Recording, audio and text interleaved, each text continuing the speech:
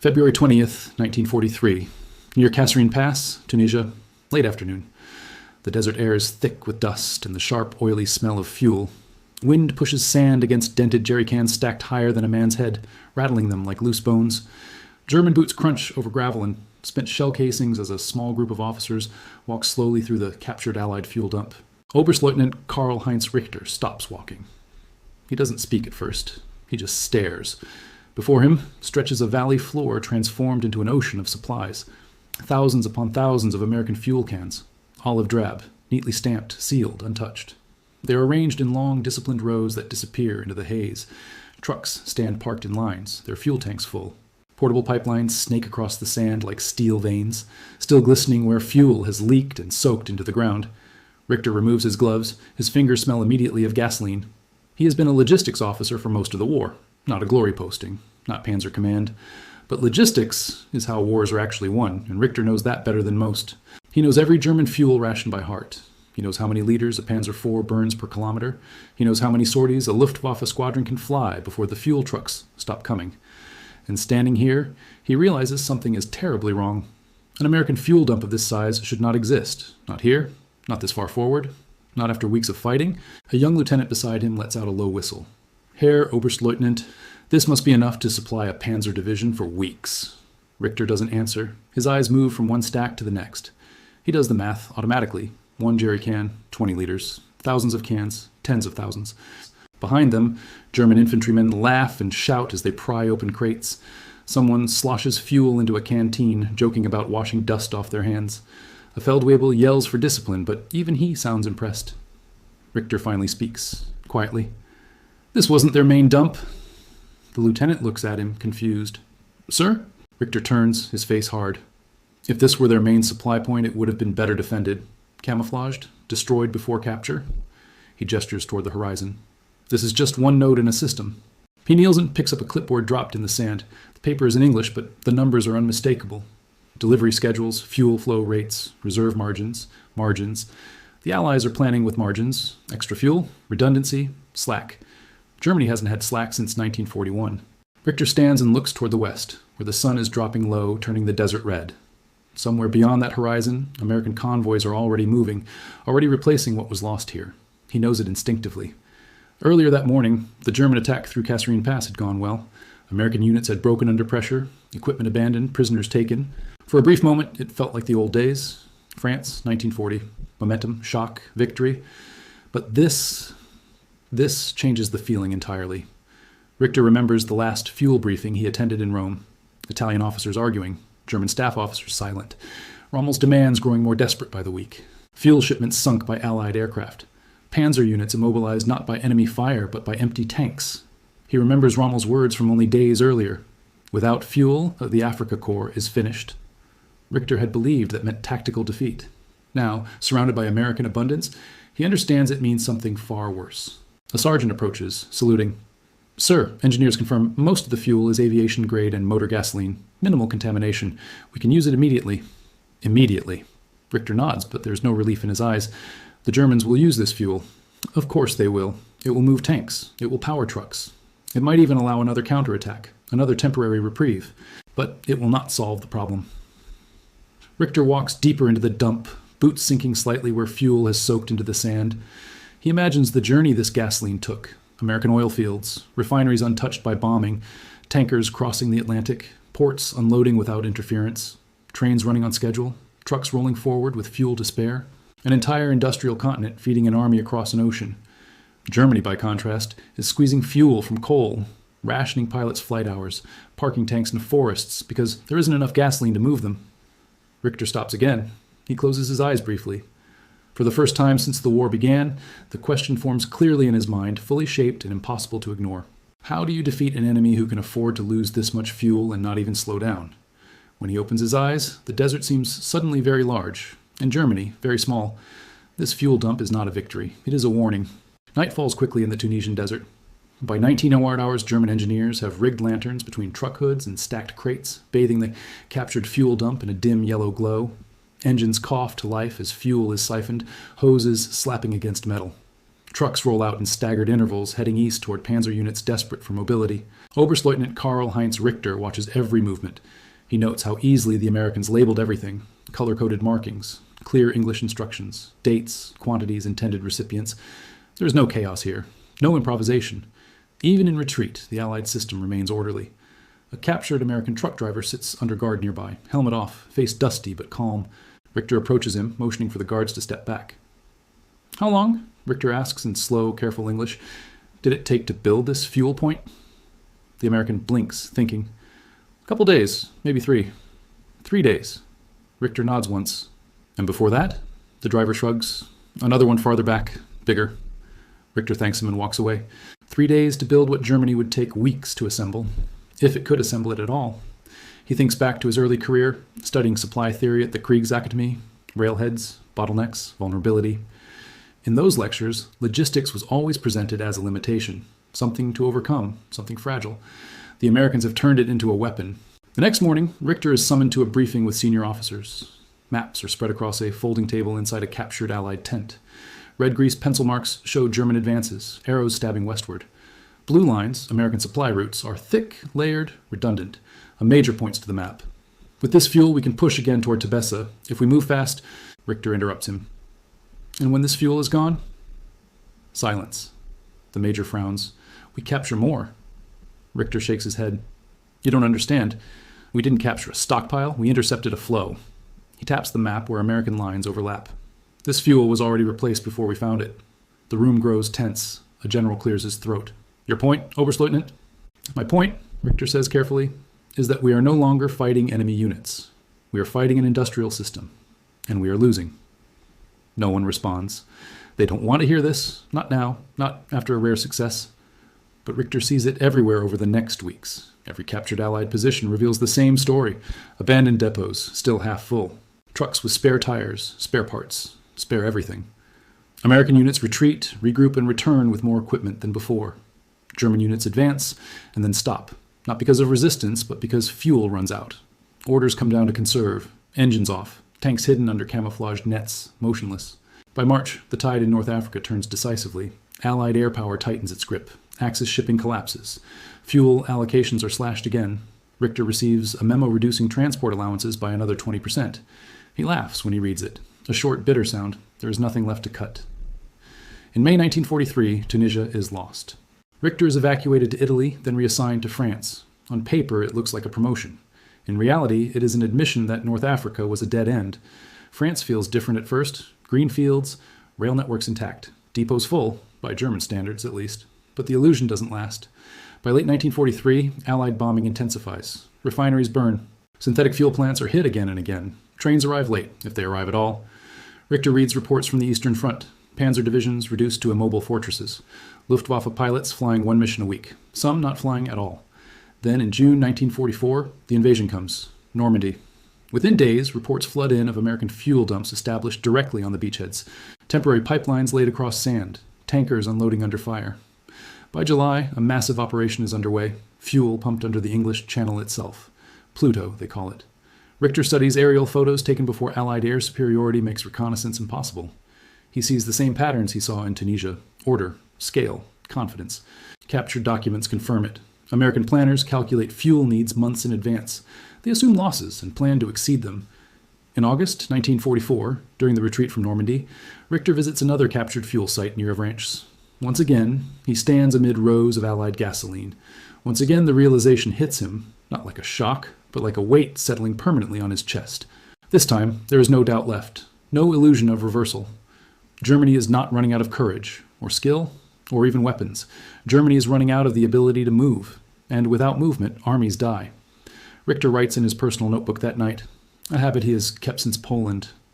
We are no longer outmatched at the front line. We are outmatched at the source. He closes the notebook and turns off the lamp. Outside, American engines rumble through the night, unafraid of wasting fuel. September 3rd, 1944. Near the Belgian border, east of Montserrat, rain falls steadily, turning the dirt roads into mud that clings to boots and tires alike. A thin gray mist hangs over the countryside, muffling sound and flattening distance. German columns move east in fits and starts. Trucks stalled, horse-drawn wagons straining, tanks idling with engines shut off to save fuel. Oberstleutnant Karl-Heinz Richter stands beside a road junction, collar turned up, watching a Panzer IV sit lifeless in a ditch. Its crew is sprawled nearby, smoking in silence. The tank is intact, no battle damage, no mechanical failure. It is simply out of fuel. A young tank commander approaches Richter, salutes, then drops the formality. Herr Oberstleutnant, supply says maybe tomorrow, if the trucks make it. If. Richter nods, already knowing the answer. He watches American fighter bombers streak overhead, their engines a constant presence. They circle freely, unchallenged.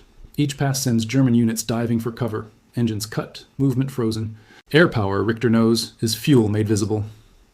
Later that afternoon, German troops stumble upon an abandoned Allied logistics park hidden in a copse of trees. It is smaller than the dumps in Africa or Normandy, but the pattern is the same. Fuel bladders, steel drums, spare everything. An American withdrawal marker still hangs on a post, flapping in the rain. Richter walks the site, slowly. He crouches beside a rubber fuel bladder, presses his hand against it. Still full. Warm, somehow. Nearby, a Feldwebel laughs in disbelief. They left this behind? They must be mad. Richter straightens. No, he says quietly. They are confident.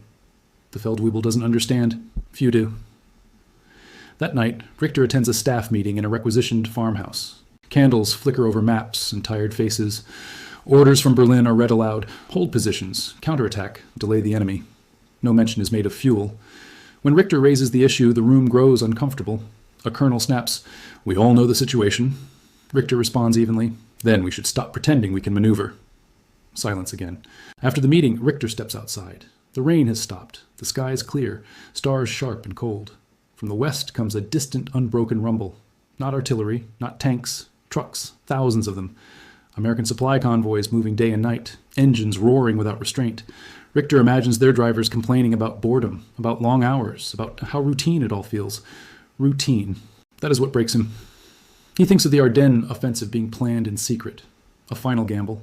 A massive thrust through the forests. Fast movement. Surprise. All of it dependent on captured fuel. Captured fuel. The entire German plan rests on stealing the enemy's gasoline. Richter realizes then that the war has already crossed a line. Not a military line, a logistical one. An army that plans its future on captured supplies is not planning for victory. It is planning for survival. Weeks later, the Ardennes offensive begins. For a brief moment, it works. American lines bend. Confusion spreads. Fuel dumps are seized once more. Richter is not surprised when reports come in of German units racing ahead, then slowing, then stopping. Tanks abandoned. Trucks drained dry. He reads an after-action report describing a captured American fuel depot near Stavelot. Thousands of gallons, enough to keep the offensive alive, if it can be distributed. It cannot. Allied aircraft destroy the roads, bomb the bridges, hunt the fuel trucks. Richter closes the report and sets it aside. There is no anger left, no frustration, only clarity. By early 1945, Richter is stationed in Western Germany. Cities burn at night. Refineries are gone. The Reich is a landscape of shortages. One evening, as he watches refugees move east with carts and bicycles, a junior officer asks him quietly, "Herr Oberstleutnant, when did you know?" Richter thinks of the desert, the smell of gasoline, the endless rows of American cans under the sun. "Tunisia," he answers. "When I saw how much fuel they could afford to lose." The officer nods, swallowing hard. Richter turns away, listening to the distant hum of Allied aircraft. Always flying, always moving. The war is not lost in a single battle. It is lost when one side can no longer keep its engines running. January 18th, 1945.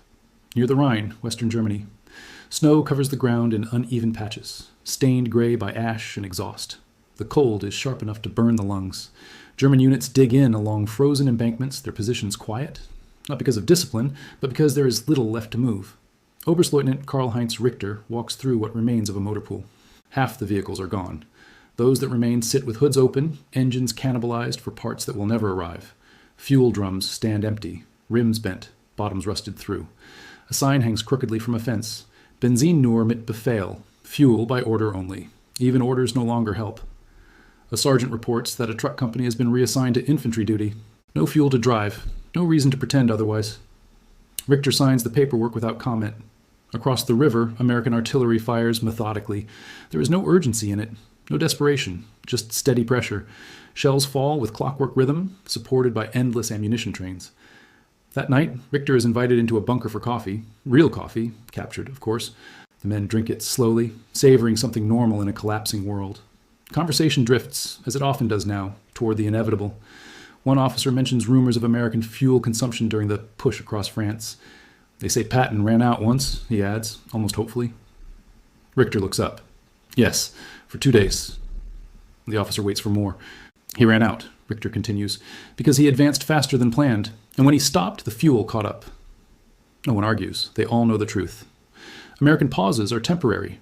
German pauses are permanent. In March, orders arrived to prepare for demolition of remaining infrastructure, bridges, depots. What little fuel remains is prioritized for headquarters vehicles and evacuation routes. Richter oversees the destruction of a small fuel reserve hidden in a warehouse outside Cologne. Only a few thousand liters.